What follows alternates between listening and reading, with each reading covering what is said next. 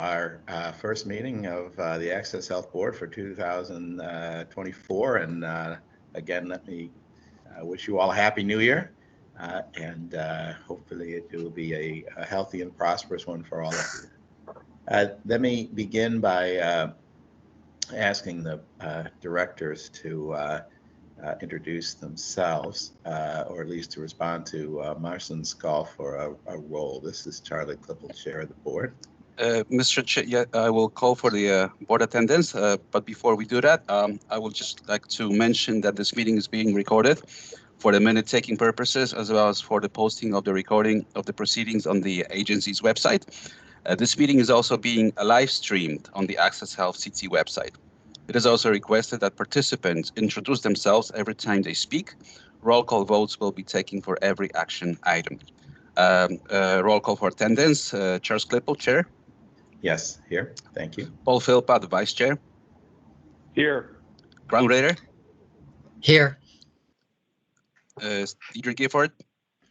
Steven Hernandez. Matthew Brackman. Thomas McNeil. Mr. McNeil.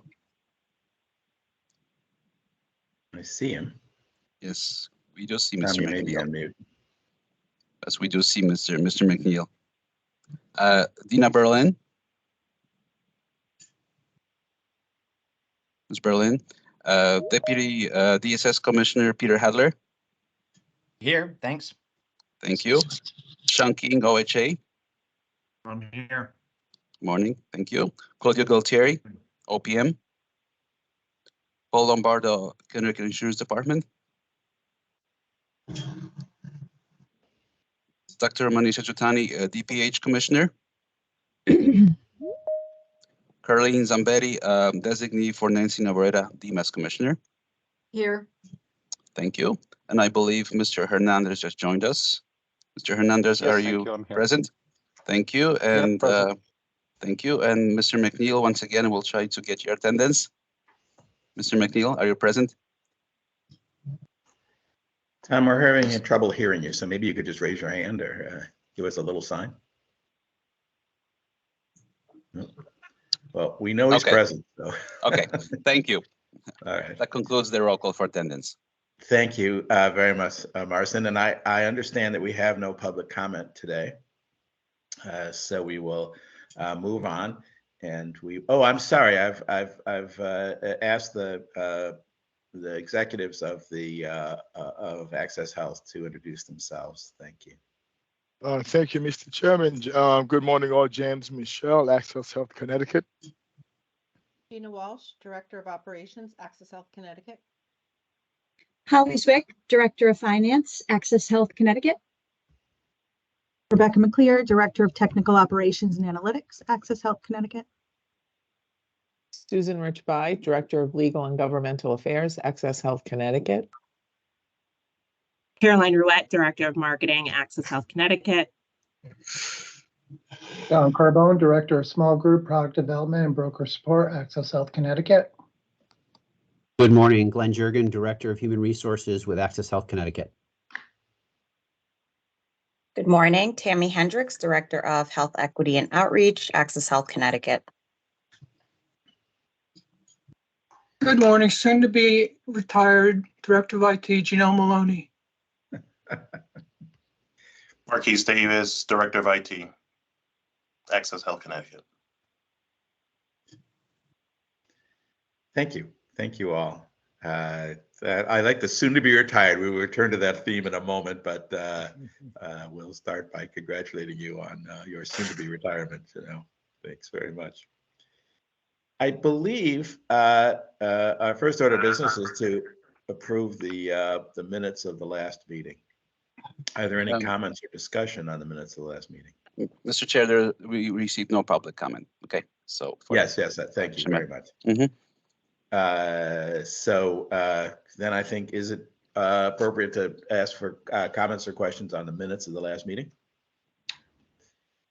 And hearing none, I would ask for a motion to approve the minutes of the last meeting. Yeah, this is Grant. Motion to approve.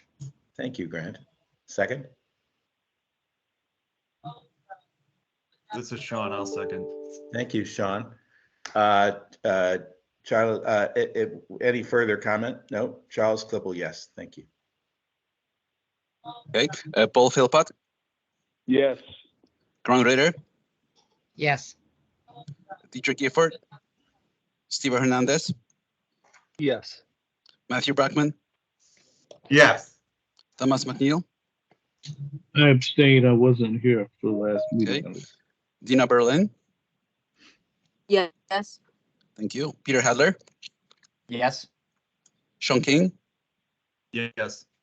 and Claudia Gaultieri. Thank you. Motion passes. Our next item of business is to elect, and in this case, re-elect a vice chair for the board, Susan Rich-Bai. Thank you, Mr. Chair. The bylaws of the exchange state that each year the board shall elect a chair on an annual basis, and we have always done it at the January meeting. So it is time for you all to nominate and elect a vice chair, excuse me. Thank you. And I am told, hopefully correctly, Paul Philpott, that you are willing to serve in this position again. And I would be personally delighted, and I think everybody else would be too, if you do that. So I am pleased to nominate Paul Philpott for the role. Are there any other nominations? First you need to second that. This is Grant. I'll second that. Thank you, Grant. Any other nominations we should consider? Hearing none, then I'll take the nomination the second and request your vote to approve Paul Philpott as the vice chair of the board. Susan, unless I've done the formalities wrong, is that good enough? And if so, Charles Klippel, yes. Mr. Chair, would like to make a motion for that, and we have to second the motion. Oh, sorry. I will also move to make Paul Philpott the chair of the vice chair of the board. And Thank you. so, second. This is Grant, second. Yep. Thank you, Grant. Very much appreciated. Okay, now I think we can do our vote. Are we okay, Marcel? That's good. That's correct. Charles Klippel, Yes. Paul Philpott, Yes. Grant Ritter, Yes. Dietrich Gifford, Steve Hernandez, Yes. Matthew Brackman, Yes. Thomas McNeil, Yes. Dina Berlin. Yes. Thank you. Peter Hadler, Yes. Sean King, Yes. and Claudia Gaultieri. Thank you. Thank you. Motion passes. Paul, thank you very much for your service, for your ongoing service to the Access Health. You've been an enormous asset to this board, and we appreciate your continued to serve. Thank you. It's been my privilege. Thank you. James, the floor is yours now. Thank you, Mr. Chair. Good morning, all, and a happy new year to all. I'm James Michelle, the CEO of Access Health Connecticut, and thank you for being with us this morning.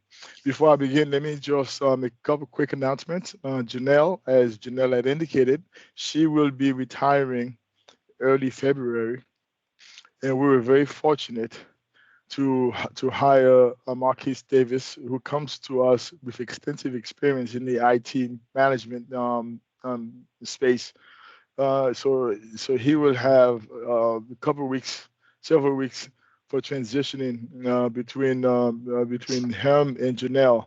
As you know, we have a very complex technology solution to help connected residents get access to health insurance. So we are very fortunate to be able to have the two of them work together for 3 to 4 weeks while we transition from Janelle to Marquis, so he could learn all the unique ways how our system work and all the partners that we connect with on a regular basis between DSS, BITS, and the federal government. So welcome, Marquis, and obviously we will wish Janelle the very best as she moves on to this next phase of her life. The chairman. Let me just interrupt you briefly, James, to sort of echo your last thought. Janelle, thank you so much for your service to the to the organization and to all the great information you've provided to this board for the time that at least I've been chairman, and before that as well. You've been very helpful to us in understanding that complex environment that James discussed, and we wish you all the best in your next endeavors. Thanks. Thank you very much. I appreciate all the well wishes. Thank you all. So before we begin, I want to share some good news about our most recently completed open enrollment. We saw record-breaking enrollment for 2024. We exceeded our previous highest enrollment numbers, which was at 116,000 on our year 3 across the board, with more than 129,000 connected residents enrolled in qualified health plans through Access Health. Our standalone dental plans also saw significant increases with over 14,000 customers now enrolled. Last year, we were at a little bit over 6,000. There are several factors driving these increases. We invested in a targeted marketing and outreach campaign with our efforts focused on the underserved communities, as well as the underinsured populations of Connecticut. The Medicaid unwinding process has substantially impacted enrollment numbers as well. Cover Connecticut was a big contributor to the increase in enrollees. We have worked to establish additional brokers across the state of Connecticut to help residents with the application process. And we had a number of graduates from our broker academy connecting with customers at all of our in-person events throughout the year. I'm very proud of the work our team has done to achieve these numbers. For our meeting today, John Carbone, Director of Shop and Product Development, will give an update and will give an overview of an alternative employer coverage option called Individual Coverage Health Reimbursement Arrangement, also known as ICHRA. John will review what ICHRA is and why we believe it is a valuable, beneficial option for Connecticut businesses, especially the small businesses who want to offer health insurance coverage to their employees. Next, Rebecca McClure, Director of Technical Operations and Analytics, will give an open enrollment update. Open enrollment ended on January 15th, as you know, but we will have a full detailed analysis report in February, which will be emailed to the board as soon as it is completed. So this is an overview. This past Monday was the last day of open enrollment. Then Caroline Rubert, Director of Marketing, will join Rebecca to share the result of the Lever survey. Last fall, we surveyed Connecticut residents affected by the Medicaid unwinding who do not currently have Medicaid coverage and have not enrolled in health plans through Access Health. We want to know exactly why they did not enroll. The results show that most of these Connecticut residents now have insurance through employment or a spouse. Some of them have aged out of Access Health into Medicare. And a number of them made it clear to us that the insurance available to them is not affordable. Also, a small number of them have moved out of Connecticut, as many of them that came in during COVID. Some went back to some of the states that they came from. Following that, Julia Andrews of Wakely Consulting will present the annual adverse selection study report as required by statute. To conclude the meeting, Susan Richby, Director of Legal and Government Affairs, will discuss the 2-month premium initiative from the state of Connecticut and also give a quick update on the Health Plan Benefit and Qualification Advisory Committee for plan year 2025. Mr. Chairman, thank you very much, and the board for your continued support. I think the success we had for the 2024 enrollment period clearly came from the support that we have from the board last year. The board allowed us to spend $2.7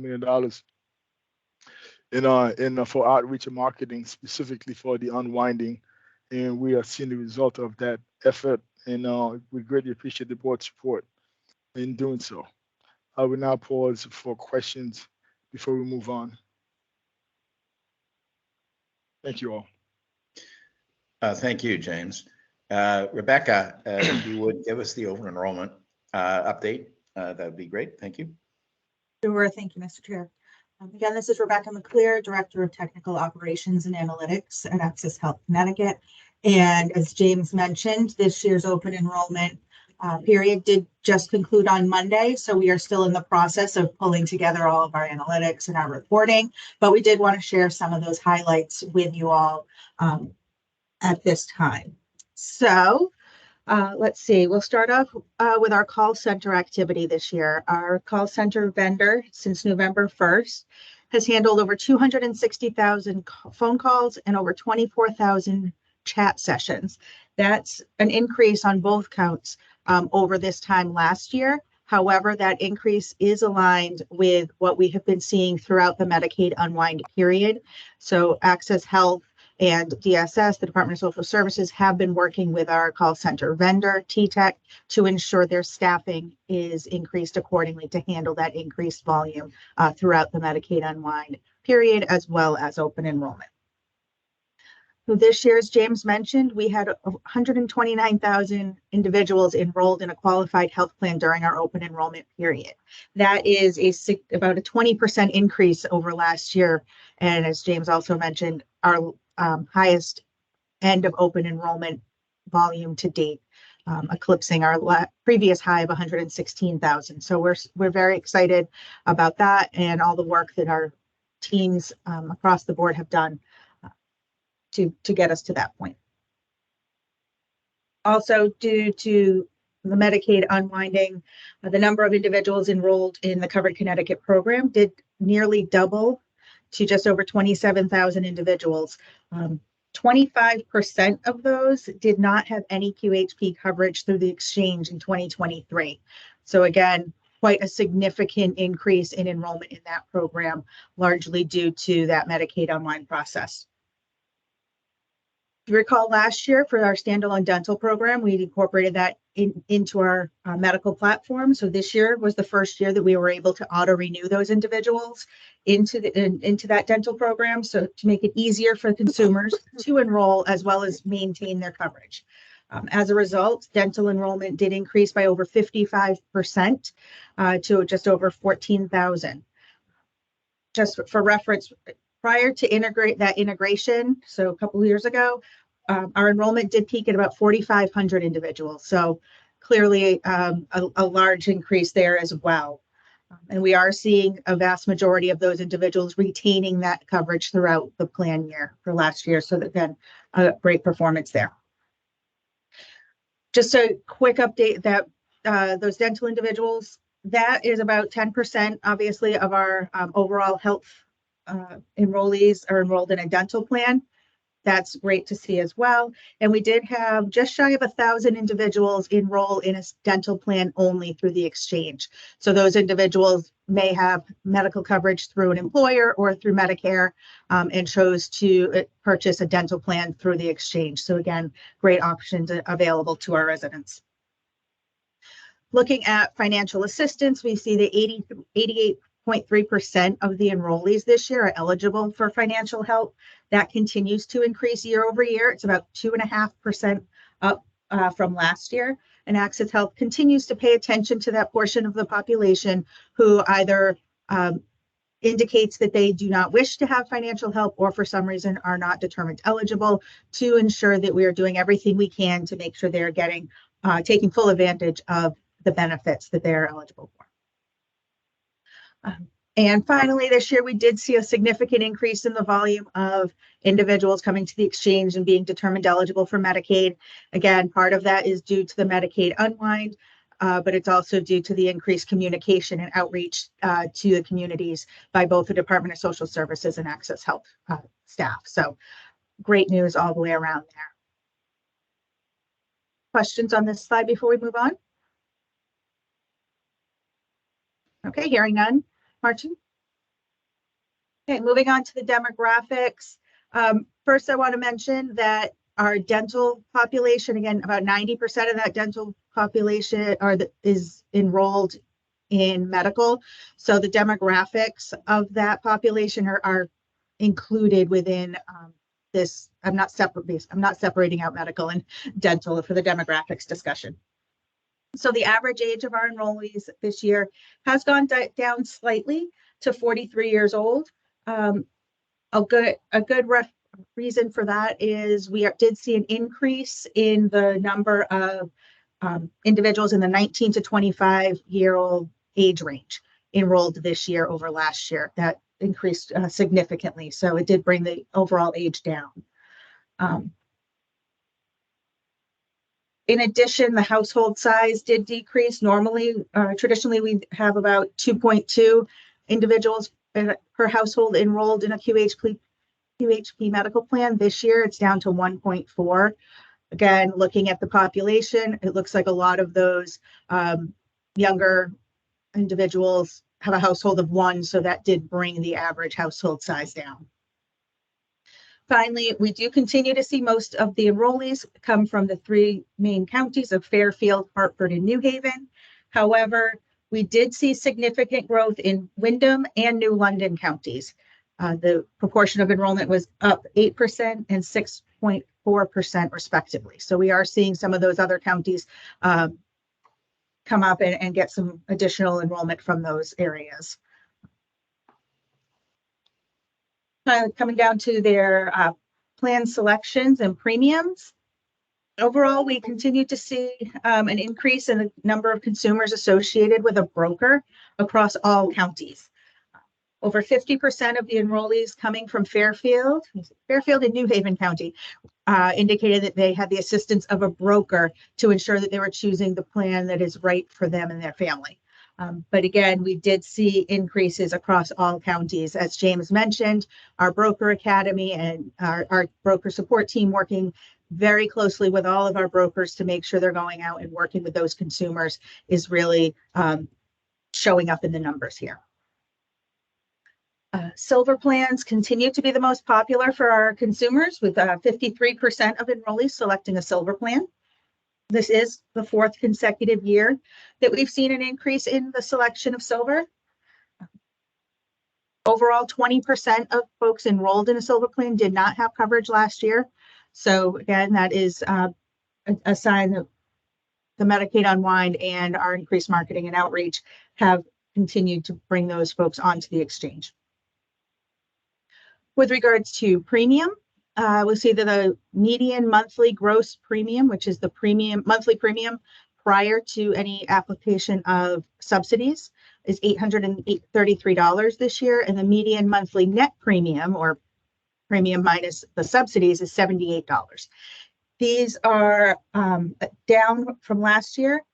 Last year's numbers were $847 and $94 after APTC.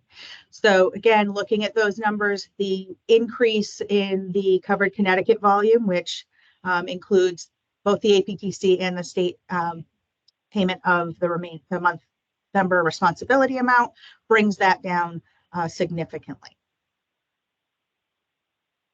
Finally, looking at our retention rate. The retention rate actually stayed pretty steady for last year, by 86% retained in the QHP, which is a great number. But 91% of those that retained their coverage did stay in their same metal level plan for 2024. We didn't have a lot of movement across those metal levels. So that is consistent with prior plan years. Thank you, Rebecca. And one more. Sorry, thank you. The last one, just a couple quick updates, reminders for folks. So initial premium payments are consumers, in order to use their policy, they do need to pay that first month's premium. So that the invoices have been delivered and they will need to pay that. Right now, 85% of our medical enrollees have paid their January or February, depending, premium for their first month premium.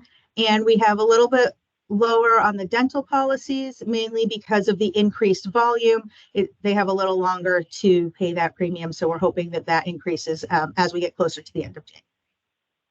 From a 1095 perspective, those forms will be sent to our consumers shortly after January 24th. And these forms will allow the consumers to reconcile their taxes when they're filing their 2023 taxes.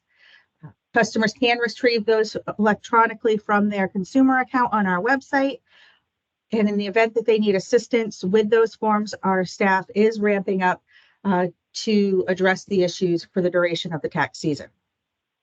One last reminder, as James mentioned, we will be sharing this full summary report next month as soon as it's completed via email out to the board, and we will present at our next regularly scheduled board meeting. Thank you so much. Any questions for Rebecca? Appreciate it. Charlie, it's comments? Paul, I've got a question. Yes, please. Please, Paul. Okay. My question is, when brokers call, are those calls handled separately from the regular queue? So Paul, this past year, our call center was overwhelmed. So what we did was we have a team within Access Health, our broker support team. And that's all they did throughout the enrollment period. So when brokers call, they are directed to our team to take the pressure off the call center. The call center is supposed to handle those calls. They are trained to do it, but they were overwhelmed because of that. We took that on ourselves this past year, and the results were pretty good with respect to with respect to how the brokers accepted the additional support that we supported from. So it is a different queue from the call center. Okay. From the call center, yes. Yeah. So you know, these guys bring in half our business. So I think we need to make sure that we're measuring the key performance indicators when they call us. So, you know, I understand having to take some emergency measures this year, so to speak, but I think at some point we need to formalize some kind of a queue for these guys and then and measure it. And then my last thing isn't a question, it's a comment, and that is that the numbers are impressive. Congratulations. I think most impressive was the growth in the dental plan of 14,000. That's an amazing job. So congratulations. Thank you, Paul. Hear, hear. Any other comments or questions? Rebecca, thank you very much. Actually, I have to say, the number that impresses me is the Cover Connecticut number. I think through a lot of the hard work of this team, you have gotten the word out effectively, and it's great to see that the program has the uptake it has. So thank you all, all, and thank you, Rebecca. John? Good morning, everybody. Hope everybody's doing well. John Carbone, Director of Broker Support, Product Development, and Small Group. So as many of you know, over the past several months, we've been exploring the potential of introducing a new offering for small business owners and their employees called ICHRA, Individual Coverage Health Reimbursement Arrangements. We'd like to talk a little bit about this in more detail today, explain how this works, and the potential that it has for Access Health and the small business community. Over the past 8 years, our small business group health insurance market has shrunk by more than 60%. And because of this, we've recognized that there's not only an opportunity for this product, but a need. Today's employees expect health insurance, but with rising costs, employers find it challenging to offer traditional group plans and need flexibility and more choice. We know that this can be the new flexible option that gives the employers and employees the ability to offer a plan that works within their budget, access to better plans in a platform, and have more ownership of their healthcare coverage throughout the year. Ultimately, this will lead to the reduced number of those that are uninsured. This will reduce the number of those that are uninsured and a healthier population. So now I'd like to walk you through what an ICHRA is for those that are not as familiar, then go through the journey on how this works from a standpoint of the employee, show the overall benefits for the employee and the employer, and what our next steps are. So what is an individual coverage health reimbursement arrangement, also known as ICHRA?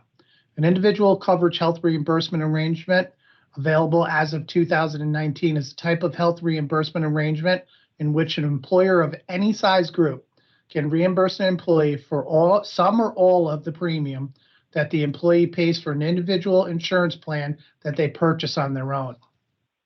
ICRA represents a departure of the previous ACA implementation rules that forbids an employer from reimbursing an employee for individual market premiums. Qualified small employer health reimbursement arrangements, also owned as ICRA, which became available in 2017, allows small business employers 50 and under to reimburse employees for individual market premiums, but ICRA will allow this employer of any size and have more flexibility in terms of how much that employer is allowed to reimburse for those premiums. So at this point, I'd like to walk you through a very high-level journey of an employee called Mike. Challenge.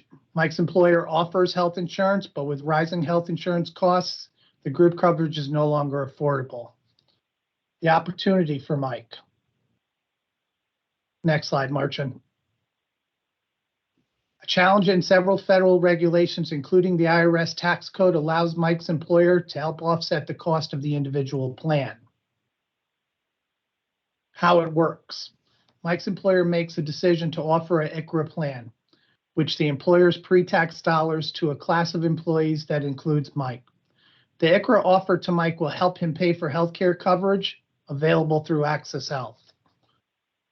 ICRA contribution rules work the same way as the rules for the federal financial help and employee contribution and the employer contribution towards an employer health insurance plan. Using the Access Health ICRA platform, Mike's employer will work with their broker to determine if the ICRA offer to Mike is considered affordable. If the ICRA is affordable, Mike can enroll in a health plan from Access Health and seek reimbursement from the ICRA, but is not eligible for financial help in the form of advanced premium tax credits or cost sharing reductions through Access Health. If the ICRA is considered affordable for Mike, he could be eligible for financial help to buy a health plan offered through Access Health, and his employer and broker can use the Access Health, it can use the ICRA platform to help Mike seek this determination. Mike is eligible and wants to receive financial help through Access Health, he will have to opt out of receiving the ICRA contribution from his employer. Next slide, Marcin. One more. So here's Mike's journey throughout the whole entire process. All right. Mike, healthcare coverage options are evaluated by the employer and the ICRA is chosen. Employers get to set up on an ICRA platform. Employers classify each employee based on 10 permissible types of classes. Here are a few examples of those classes: part-time, full-time, seasonal employees, temporary employees, salary employees, hourly employees, employees under a collective bargaining agreement. Mike's eligibility for group versus individual with the ICRA is determined by his employer through the initial analysis. Employee education begins on our ICRA platform. Mike shops the Access Health portal and chooses the best plan that's right for him. How does this benefit Mike? Mike enjoys the reduced healthcare coverage costs thanks to his employee's pre-tax contribution into the ICRA or possible federal subsidies if eligible, but not both. With 22 plans to choose from, Mike has the freedom to choose the healthcare coverage that best fits his needs at the right price point. How does this help the employer? Employer benefits. Small businesses stay competitive and reduce the risk of employees like Mike leaving. Pre-tax employer contribution reduces the amount of employee must pay for the individual health care coverage. Employers can stay in a fully insured market and offer health insurance to certain classes of employees while reducing the cost of and offering a richer health care coverage option for the other classes of employees with an ICRA. Access Health's next step. How Access Health is activating ICRA to help employees like Mike and reduce the rate of the uninsured. Access Health will issue an RFP to select a vendor to choose a solution to help brokers conduct an evaluation with small business owners to determine if ICRA is the right choice for their business and its employees, and assist in the ICRA process. If the ICRA is the right choice, the new solution will be created and will enable eligible employees to enroll on Access Health's enrollment platform.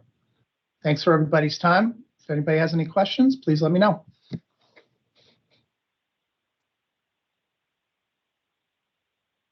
John, thank you very much. This is in Access Health's future, and it's important that we understand it. I'm sure we'll hear from you again as the development progresses, but it's an important development that we will see in the future. Paul Lombardo has a question for you. Paul? Thanks, Charlie. Thanks, John. The HICRA's been around since 2017. ICRA's been around since 2019. John, why now? And has there been any uptake in general in the small group market for this? So when ICRA came out in about 2019, Coursera came out in about 2017, and ICRA came out in about 2019, the platform wasn't there, the technology wasn't there to help support brokers and employers to go through the analysis and also make sure that they meet all the requirements for the IRS and all the federal requirements regarding notifications. That technology over the past couple of years has basically exploded. I always give an example to our SLT team. About a year ago, there was probably about 100 individual platforms out there that did this, and kind of most of it was, a lot of it was manual. A lot of the stuff was just kind of pushing, data from one end of the system to the other. Over the past year, over 250 new vendors have entered into this platform. So the technology is catching up, which is making this easier, which is simplifying this, because this is a really complicated topic. Thanks, John. Appreciate that explanation. You're welcome. Thanks, Charlie. Hey, John, can you talk a little bit about the other exchanges? If any of the exchanges are jumping in? Currently, right now, there's no other exchange. We are in conversations regarding other technology, and I always ask the question, and none of them they currently do not have this on their horizon. John, Dina Burnham has a question for you as well. Dina? I just want, so the plans that you would get under this method, they would still be qualified health plans, right? They would follow all of the ACA requirements. Correct. They're all going to be the plans that are on the Access Health Individual Exchange if they're in that certain class. Okay, that's great. And okay, no, that's great to know. And I guess I just have to do a little more research because I don't really understand it that well. A tough topic, But it sounds absolutely. like great. Yeah, sounds like a great concept. And we will come back to it for sure. So absolutely. Any other? Oh, Sean King has a question for you. Yeah, thanks. My question is, do we have any sense of which small businesses are going to be attracted to this? Are we going to be taking business away from the self-funded market? Are we going to be, is this an opportunity for businesses that just don't offer insurance to their employees at the moment? Where do we think that the participants in this ICRA are going to come from, or do we not know yet? So our initial focus is going to be trying to help out our non-for-profits and working with them and trying to see if we can help them and see if this could be a niche for them. We are going to work with our employers that basically don't offer healthcare coverage but want to use this tool as a way of getting employees and keeping their employees in the marketplace. So that's really going to be our focus in the beginning. But Sean, to your point, Sean, this will be an alternative to companies who are looking to migrate to the association health plans. This will be an alternative to them. But as John indicated, our primary target coming out the gate would be small nonprofits, who this could be very helpful to them in terms of retaining because they struggle with providing benefits to their employees. So we think this could be very helpful to them. And also, many of them have low wage employees. We think they feel very strongly they could qualify for APTCs if they're in the right class. So we think this would be a win-win for everyone. And also this expands the individual market size, the market size of the individual purchases in Connecticut, which benefits us, but more importantly, provide access to health insurance to more Connecticut residents who currently may not have access to it. Dina, did you have another question? I did would this also be something that might encourage employers to not use the level funded plans? Like, could it be more beneficial to them than those as well? We believe yes. One thing that's interesting about, yes, that's a very straightforward answer. I like that. Yes, I think it is an alternative. Dina, did you have a follow-up? No, one of the I'm things all that's set. I interesting. was trying to turn my hand off. No, that's fine. One of the interesting things is it's not limited to small groups. So I think we'll also potentially see larger employers trying to address their part-time employees who don't otherwise qualify for their health plans. I think there will be interesting uses of this option as it matures. So we will keep an eye out. I think anybody who doesn't have coverage today because their employer doesn't offer it, I think this really will be an interesting option for them. So thank you again, Paul, for your update. Any further questions? Otherwise, I'm going to ask Rebecca to return and give us the Leaver survey. Thank you, Mr. Chair. I'm actually going to turn it over to my colleague, Caroline E. Ruette, who will be kicking us off for this section. So Caroline, back to you. Thank you. As Rebecca mentioned, I'm Caroline Ruette, Director of Marketing at Access Health CT. I'm here to kick us off with a presentation about the preliminary findings of our Leaver survey. Just to remind everyone what this purpose was really to survey folks who are leaving Husky Health to better understand why they were leaving because of through the Medicaid unwinding process. So I'm going to start by grounding us in the objectives and methodology of the survey. I'll turn it over to Rebecca, who will then share some of the preliminary findings, the key findings, and then I will return to talk about action items and really what we're doing as a result of these findings.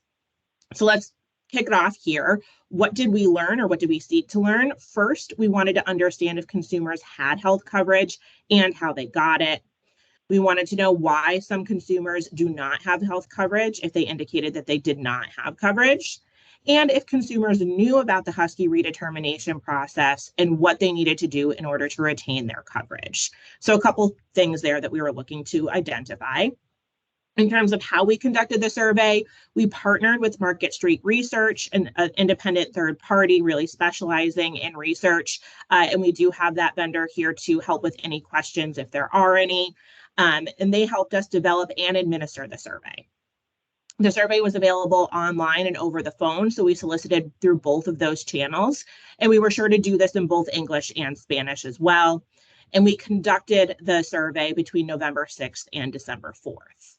Now, in terms of who was included in the survey, we reached out to just over 24,000 households that contained at least one individual whose Husky coverage ended between May 1st and October 31st, and they did not have an active enrollment in the Access Health CT system as of November 1st. So that's a pretty key thing, right? We were surveying folks who no longer had Husky Health, so they were leaving, but they did not opt in yet to receive coverage through Access Health CT. So we really wanted to understand why were they leaving and what was their health coverage status.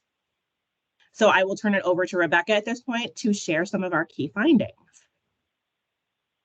Thanks, Caroline. And just to elaborate on that last point, again, why it's important that we understand the population that we're looking at didn't have coverage as of November 1st. A lot of folks we see historically coming off Medicaid, they may enroll later that month and come back on.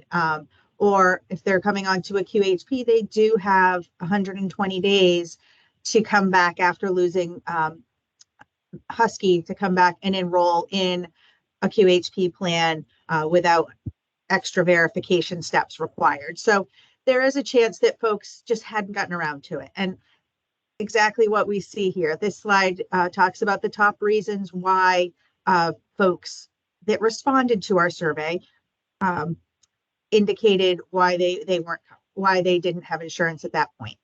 And we see a lot of reasons here that aren't too surprising. A third of the folks said they had employer coverage. They got healthcare through their job. So that's a very valid reason why they would then come back to the exchange for healthcare, correct? We also saw folks have Medicare aged out, so now they are enrolled in Medicare, or they have coverage through a family member. They were able to enroll on their partner or their spouse's plan or their parents' plan. We did also see a number of folks said that they've moved out of state. As James mentioned, that happens, right? Folks just no longer live in Connecticut. They no longer use our exchange. They may have insurance through another exchange. It's worth noting that that population, if they indicated that they moved out of state, that's where our communication with them ended. We did not continue that conversation with them to say, okay, well, we know you've left Connecticut, but what's your insurance situation? So they are not included in the more detailed analysis and statistics that we have on the population. Obviously, the purpose of what we're looking for, we're really interested in digging deeper in that 29% that responded that they didn't have coverage at the time when this survey was conducted during that month of November. So that's the group we want to dig into a little bit. So if we can go to the next slide. So why? Can I Sure. just interrupt you for 1 second?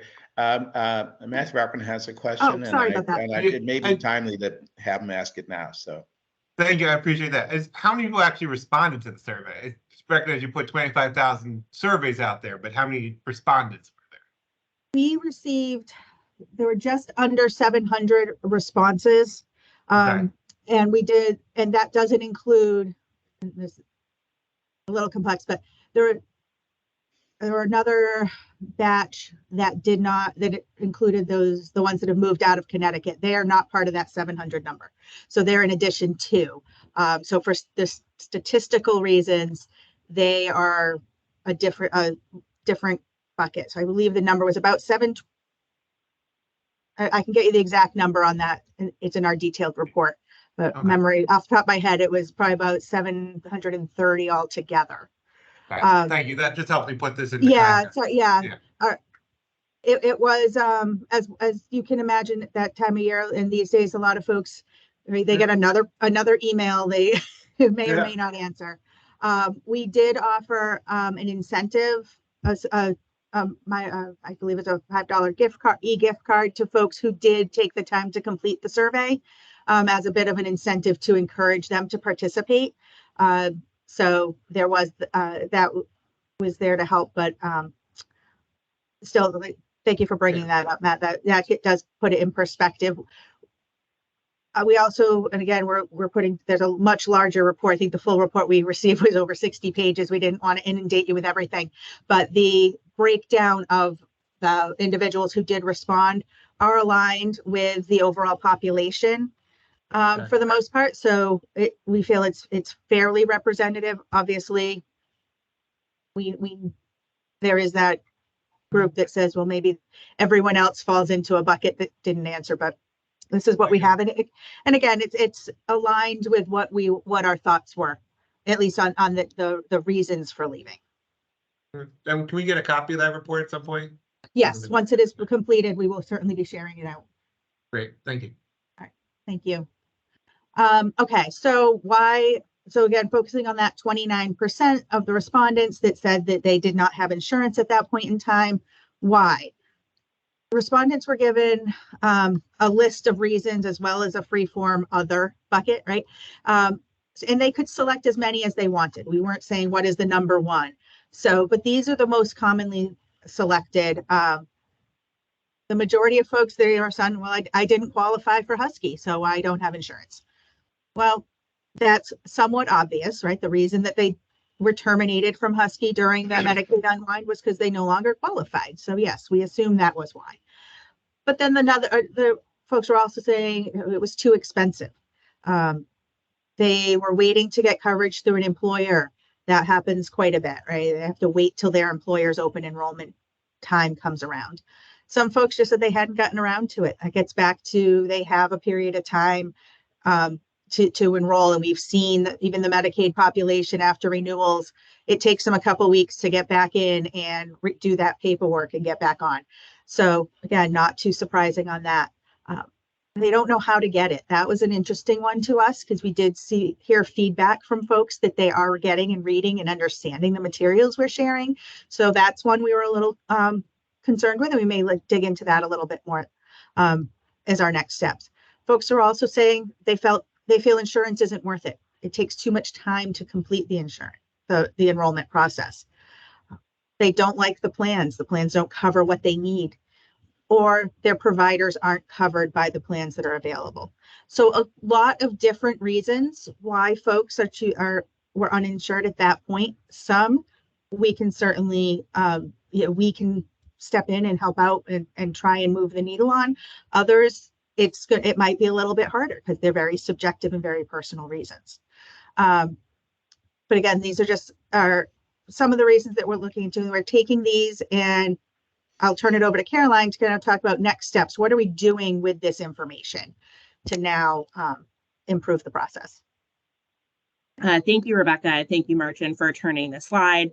Again, this is Caroline Rouette, Director of Marketing, and I'm here to talk with you just a little bit about how we can make this data actionable, to Rebecca's point. So we learned a lot of really great things, and we will be coming back to the board with a more formalized set of recommendations, but these are the areas of focus that we're looking into right now. First is leveraging all available options to make coverage affordable. There are certain limitations that we have at Access Health CT in regard to how we can affect this, but we can continue to address the major barrier of cost by providing a range of plans and by promoting the financial assistance that is only available through Access Health CT. Secondarily here, we need to continue to drive awareness about redetermination. What's interesting from our survey is that more than half of respondents indicated that they were aware of the upcoming redetermination via a state agency and the impact of not taking action. And so I really want to take an opportunity here to thank our counterparts over at the Department of Social Services. We worked really hard together with them to make a really consistent messaging communication strategy. There was a lot of coordination between sending out direct mail, email, and text messaging when we could, since we knew who these folks were, to make sure that they were aware of that. And we did see through the data that those results came through. So thank you to the Department of Social Services for your help in coordinating that effort. Really glad to see this data in our survey. Third here, expanding outreach to groups that are less likely to have health coverage. Nearly 40% of the uninsured respondents from this survey indicated that they do not understand health insurance and therefore find it difficult to sign up for coverage. Rebecca did allude to that as we were going through the reasons why folks are uninsured, and we are going to make this a huge effort. It really comes down to health literacy. We know that this has been a challenge. We have several efforts at Access Health CT to try and combat that, but we need to do more, different, better. And I think we're seeing the need for that really come out of this survey. So we're really focused on these three key areas. And again, we'll be coming up with some more formal recommendations about how we're going to activate this data in our path forward. And I'll pause there for any questions.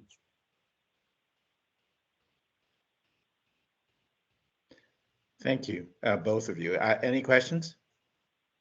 We really appreciate the information, and we look forward to seeing the detailed report when you send it to us. Thanks so much. Next, Susan, and we are joined again by Julie Andrews, I believe, from Wakely, to talk about the adverse selection report. Thank you, Mr. Chair. As part of Access Health's enabling legislation, one of our requirements is to have an adverse selection study performed every year to determine if there is adverse selection going on in various market segments, and then look at what can be done to alleviate that adverse selection. So we have engaged Wakely Consulting, and Julie Andrews is here today to present the study. Thank you. Thank you. Yes, so this presentation is a high-level overview of the study that was provided in the email you received. So the study is a statutory requirement and focuses on identifying adverse selection from 3 potential sources, and then also provides some potential solutions to mitigating adverse selection. So on the next slide, we've defined adverse selection as a market segment attracting a higher health risk versus another. And we're using the risk scores derived from the Federal Risk Adjustment Program and their measurements in the various segments that we're going to be evaluating. Finally, we also measured the loss ratios before and after the Federal Risk Adjustment Program application, just to determine if that program has been adequately mitigating the risk selection amongst the issuers in the marketplace, since it's really currently the only key metric to do so. Our process on the next slide, we kind of did a quantitative and qualitative. So we collected data from all of the issuers in the marketplace that had a sizable enrollment, as well as we did a survey and allowed the issuers to provide their own responses and experiences and concerns with regards to selection in the marketplace. On the next slide, these are the areas of adverse selection that were studied. The first is grandfathered versus non-grandfathered plans, and that is crossed out. Grandfathered plans were plans that were in existence prior to the passage of the Affordable Care Act in 2010. And over the years, there are very few, if none, grandfathered plans in existence. So it's no longer an element of the study. The second is reviewing on versus off exchange plan selections, as well as looking at how self-funding could be impacting the small group marketplace. And then finally, just based on the issuer feedback and what is happening in the marketplace, we bring in other potential sources of adverse selection that are not identified explicitly in the statute for our review. On the next slide, some of these additional options are just regulatory changes and legislative activity that may be impacting selection in the individual and small group marketplace. At this time, as the legislative sessions begin, we're not aware of any significant disruption from that source. The Covered Connecticut program participants currently represent about 20% of the enrollment, and this potential new enrollment from those also unwinding from the public health emergency is really an unknown factor at this point, and how they may impact the individual marketplace as these participants reshape the individual risk pool. So we're going to go on to our first on versus off exchange. For analysis, as I mentioned, we reviewed the risk transfer payments from the Federal Risk Adjustment Program. And so the Federal Risk Adjustment Program sort of seeks to equalize risk in the marketplace amongst the issuers, but it doesn't really do anything to reduce or mitigate the overall risk in the marketplace. So the graph on the left sort of illustrates an increase in the average risk for enrollees off exchange, which are represented by the light blue bars, while the on exchange enrollees risk profiles are represented by the dark blue lines. So in 2021 and 2022, the average off exchange enrollees' average risk scores were 119% of the market average, while those on exchange were 2% below the market average. So indicating that those individuals off exchange have a higher risk profile as measured by the program. So what we think is that this has coincided with the contraction in off-exchange enrollment. So if you look at the graph on the right, you can see that the proportion of the total market from the off-exchange enrollment has declined significantly over the years. It was about 15% of enrollment in 2020, and it's now about 6% in 2023, which is the light blue portion is off exchange, and then the dark blue is on exchange. So the on exchange enrollment has continued to grow steadily, indicating that enrollees could be moving on exchange from off exchange to take advantage of the Covered Connecticut program or the enhanced subsidies that are currently offered through the ARPA and the IRA extension. On the next slide, this is where we look to see how is the Federal Risk Adjustment Program working to mitigate and levelize risk across issuers. So the graph illustrates just simple loss ratios, which are claims over premiums on versus off exchange plans before and after the risk adjustment program transfers. And then everything is compared to an 80% loss ratio benchmark, which is the red line. So in 2022, comparing the two dark blue bars on the left side, which is the on exchange half, the on-exchange loss ratio increased from a pre-risk transfer basis of 88% to 89% on a post-risk transfer basis. So therefore reflecting that risk transfers from on-exchange plans went to off-exchange plans, which had higher risk, as noted in the previous slide. So the 2020 ratios from off-exchange decreased from a pre-risk adjustment level of 94% to 78%. So the risk adjustment program is working at offsetting the high off-exchange risk, but it is an imperfect methodology. You may also notice that there's a lot of volatility from year to year in the loss ratios because we're showing 2020 through 2022. COVID and the policy changes that have been tied to the COVID policy have really contributed to a lot of financial volatility over the years. So on the next slide, wanted to look at another way that potentially selection is emerging as an influence. So we observed an increase over the years in the bronze plans, which are the burnt orange section of the bars. But that trend has now been reversing. So the bronze plans have actually decreased from about 46% of all enrollment to 32%, while the silver plans and gold plans, which are the gray and the gold portions of the bars, have increased.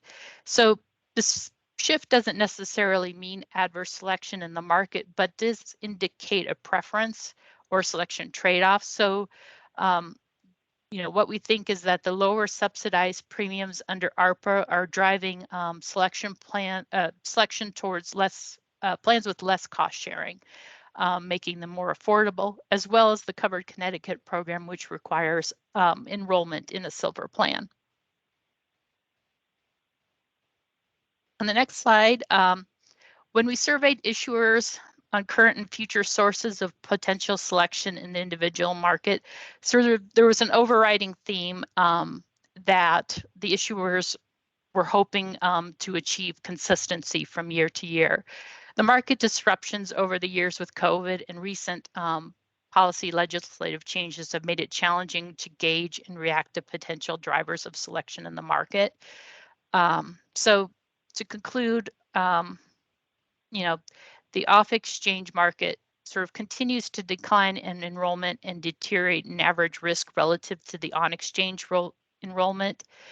And what we're seeing is that the federal risk adjustment program is providing protection such that enrollees are not disadvantaged being on versus off exchange. While we also looked at the small group market to look at if there was selection on versus off exchange. However, the enrollment on exchange is very small. It's under 2,000 lives and just was not considered a credible analysis. And so we really weren't able to do an analysis of their overall market shift with regards to that. But we will focus more on a small group market with the self-funding section. So potential solutions on the next slide, just to continue to monitor the off-exchange enrollment and overall market enrollment and look for options kind of to encourage enrollment and improve the affordability for everyone. From the issuers, they would prefer to review the use of exceptional, circumstance, special enrollment periods, or new special enrollment periods that may disrupt the marketplace and the enrollment. And then there's always consideration of 1332 waivers that may help with the affordability of the marketplace. And these could just be a reinsurance program or expansion of the Covered Connecticut program to help people afford plans going forward. So the next section is the self-funding section. And you can see in the past years, we've run into challenges with regards to collecting information on self-funded plans. Self-funded plans are administered by the Department of Labor and are not necessarily openly reported enrollment experience. And although I'm aware that several of the issuers in the Connecticut marketplace also offer self-funding, we weren't able to really collect any data directly in their survey responses on self-funding in the Connecticut marketplace. So, you know, we did end up having to rely on some national studies and surveys to supplement the study. But we started off reviewing and looking at this small group fully insured marketplace enrollment to determine if there are any changes that could be attributed to drivers of selection. And so as you can see from the graph, looking from the bottom to the top, we continue to observe declining enrollment. There was a 13% decrease in 2021 and a further decrease of about 24% for 2022. And then with, you know, announced issuer market exits in the small group market for 2024 and those that already occurred in 2023, there will be additional disruption as, you know, either those currently enrolled will need to seek new coverage with another issuer or maybe look for other options to provide coverage for their employees. You know, I will say that this disenrollment cannot be fully attributed to self-funding, but in looking at survey responses, you know, we do see that small employers continue to want to provide health insurance coverage to employees to attract new and retain key staff. So the following slide shows an example of one of these surveys. We looked at the employee health benefits surveys that's performed annually by the Kaiser Family Foundation. And the study looks at a lot of feedback and covers both federal and non-federal companies. And what we're seeing over the last 3 years is the proportion of employer groups under 50 nationally that indicate participation in self-funded or level funded plans has remained level. It's about 41 to 42% for the past 3 years. The two sets of the bars to the left kind of break out level funding versus self-funding. And so level funding continues to be the preferred methodology, where the level funding method is a month-to-month payments are held level and the claim volatility is carried in a reserve account, which will be reconciled at the end of the contract term. So it best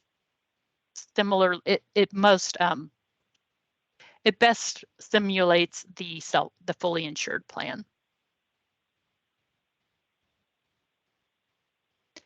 From the survey responses, we asked, you know, about, you know, the self-funding and what issuers are seeing, or if they have information as to where groups may be going. And one of the things that we found is that, you know, anecdotal feedback is that through the underwriting process, as small groups leave the fully insured marketplace, they can see up to 10% savings.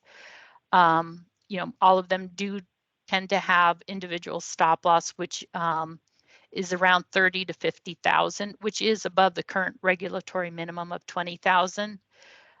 We also asked about feedback on, you know,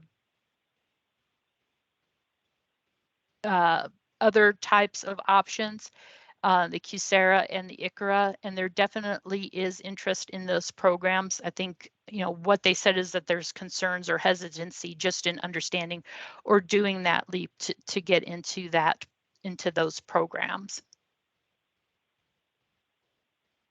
So finally, just with conclusions, you know, as I mentioned, there's just really limited data to directly connect changes in the small group market being driven by a shift to self-funding. You know, what we are seeing in the small group market is that the small group premium rate changes have averaged, the requested ones have averaged 14%, but approved changes have been, you know, held level about 8% on average for the past 3 years. You know, it is unfortunate that we've seen some issuers leave the small group marketplace. And with regards to premiums, there are some regions where individual premiums are lower than small group premiums.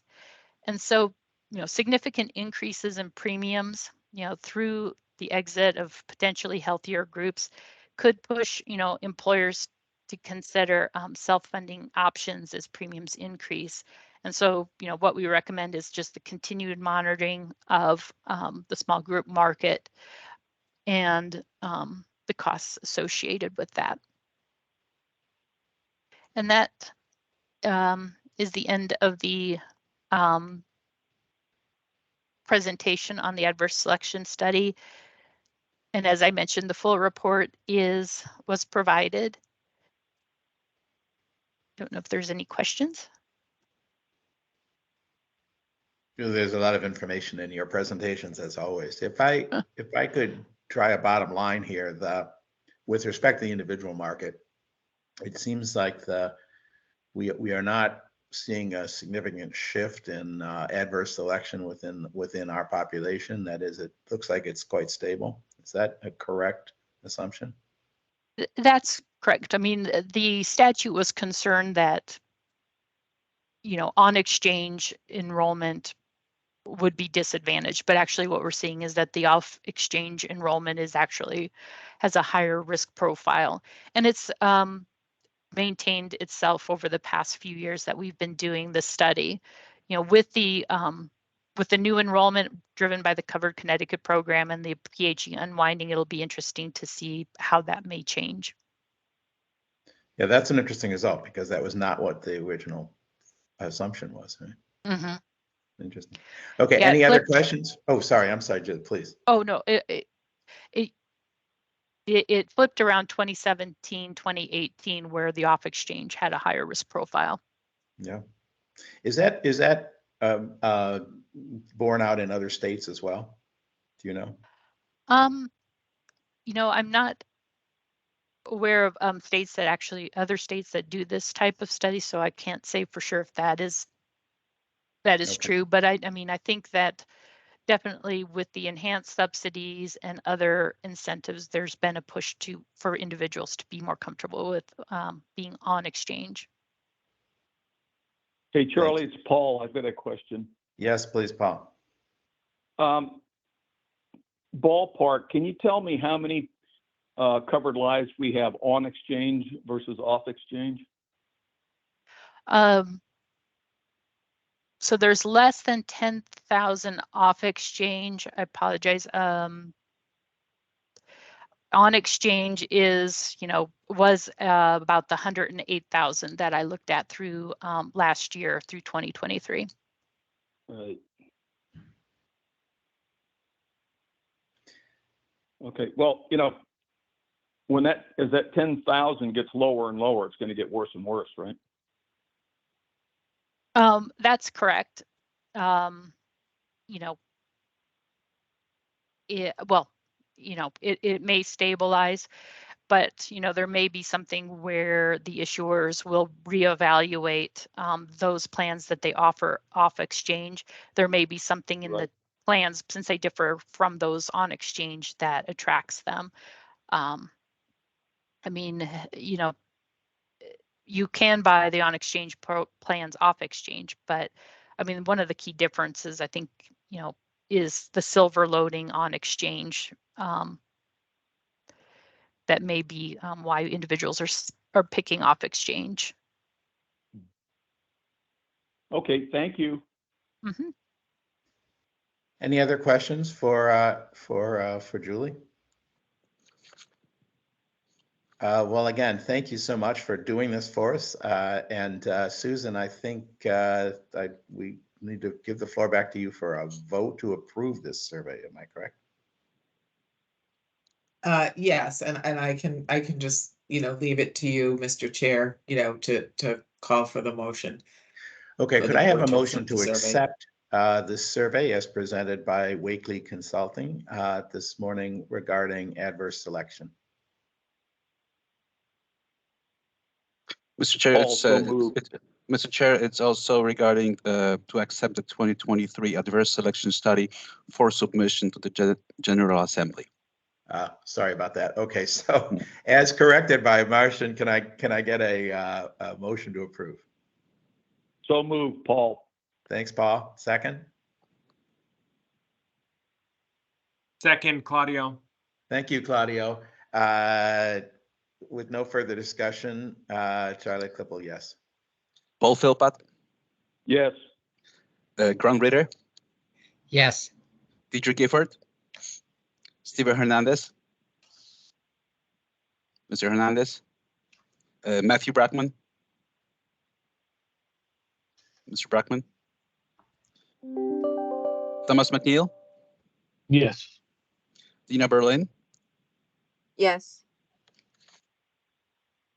Peter Hadler, Yes. Sean King, Yes. and Claudio Gautieri. Yes. Thank you. Thank you all. And again, thank you to Julie and Wakely for the report. Susan, we actually let you have a chance to talk here apparently, so the floor is yours. Thank you very much, Mr. Chair. I just want to take a few moments to just fill in the board on the 2-month premium initiative.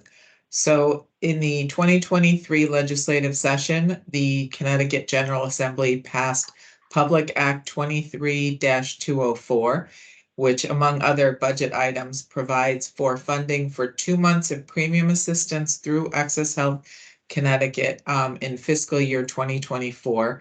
And this is, as I mentioned, $10 million of funding that is from American Rescue Plan Act Coronavirus State Fiscal Recovery Funds for individuals with income above the covered Connecticut threshold of 175% of the federal poverty level, but below 200% of the federal poverty level, who enroll in a benchmark silver plan under Access Health Connecticut. You could move to the next slide, Martin. So the Department of Social Services and the Office of Policy and Management, as well as Access Health Connecticut, have been having discussions since this item passed in the budget and looking at the best way to recommend to the state to use this funding with the goal of really incentivizing individuals who have not had coverage or who are uninsured to try, coverage through the exchange, people who wouldn't be eligible for covered Connecticut or Medicaid, to give them a little incentive and a little help to try out coverage, and hopefully it will stick. So we've also been looking at possible additional uses of the funding, not just what was specified in the legislation, to really broaden the reach of it, possibly helping small employers on their end if they choose to make ICHRA contributions, broadening the eligible audience who would be eligible for this funding to perhaps higher FPL levels, and to maybe include additional plans in addition to the silver, such as bronze plans, and also maybe looking at supporting infrastructure for new outreach efforts, which could be something like Access Health working with the Department of Labor to get feeds for information on consumers that file for new unemployment benefits. But really the goal is, as I mentioned, the group is really looking at trying to reach the broadest audience possible and really making the most of this funding to really encourage people who are uninsured to come on the exchange and, try coverage, and hope that a percentage of them will stick with it and stay insured. Thank you. Any questions? Just a quick comment, Mr. Chair, if I could. Sure. So just as we think through this, I just want to remind the board that there are certain deadlines and timelines with ARPA. So as we approach now, this is sort of our third round of ARPA allocations going into 2024. We do need a contract in place to sort of qualify as those funds being encumbered by the end of this year.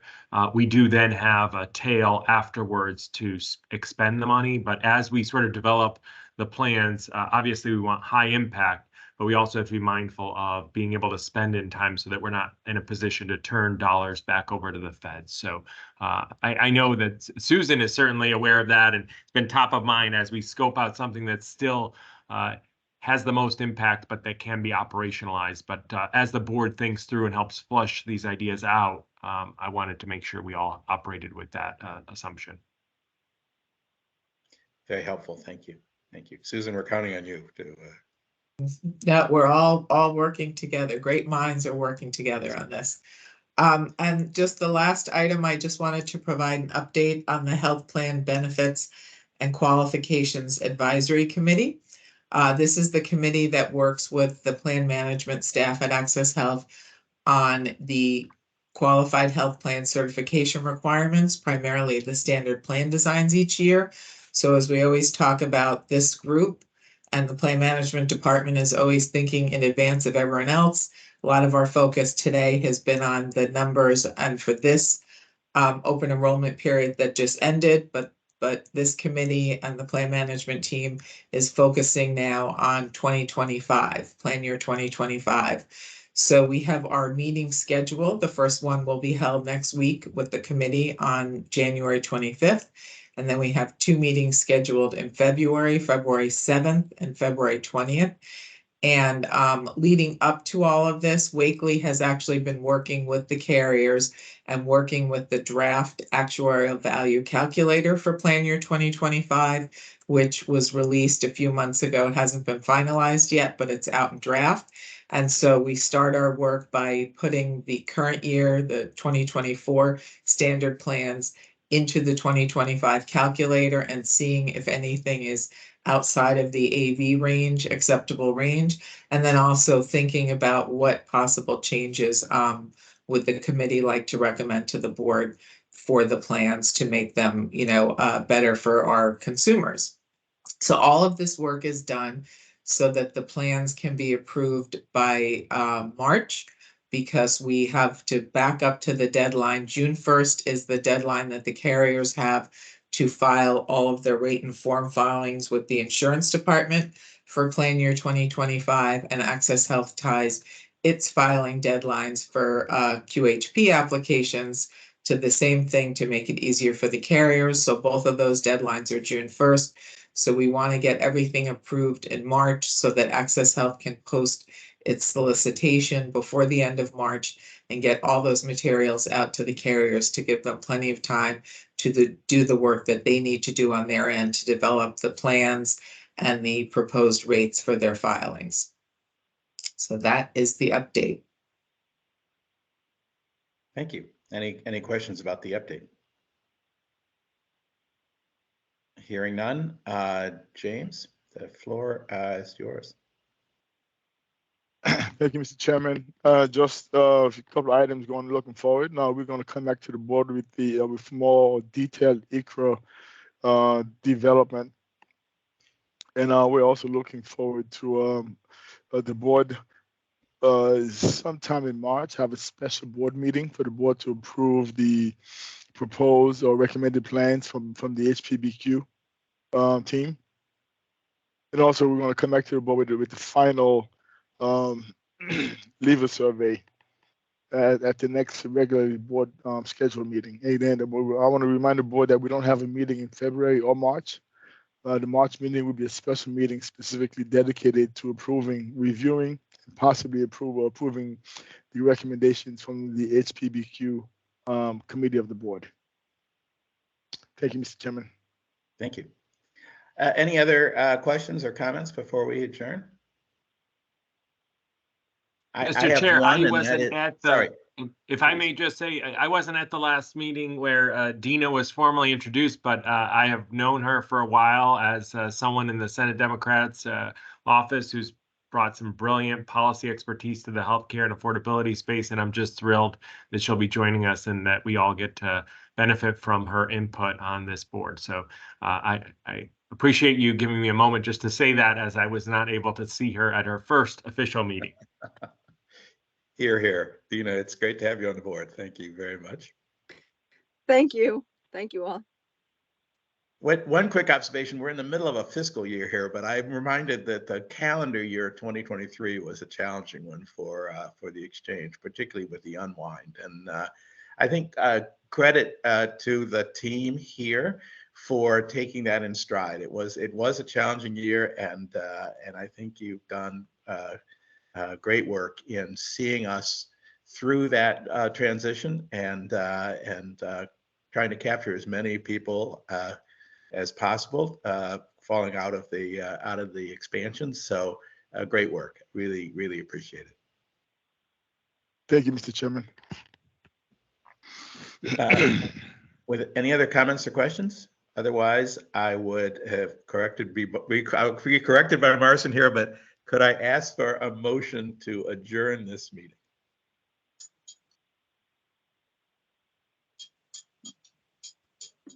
Anyone? Please. McNeil, so moved. Paul, Okay. second. All right. Tom and Paul, thank you I'll very second, much. yeah. Yep. Thank you. Marson, with no further discussion, Charles Klippel, yes. Thank you. Paul Philpott, Yes. Grant Ritter, Yes. Deidre Gifford, Steven Hernandez, Mr. Hernandez, Matthew Brackman, Thomas McNeil, Yes. Dina Berlin, Yes. Peter Hadler, Yes. Sean King, Yes. and Claudia Gautieri. Yes. Thank you. Thank you all very much. See you at our next meeting. Thank you.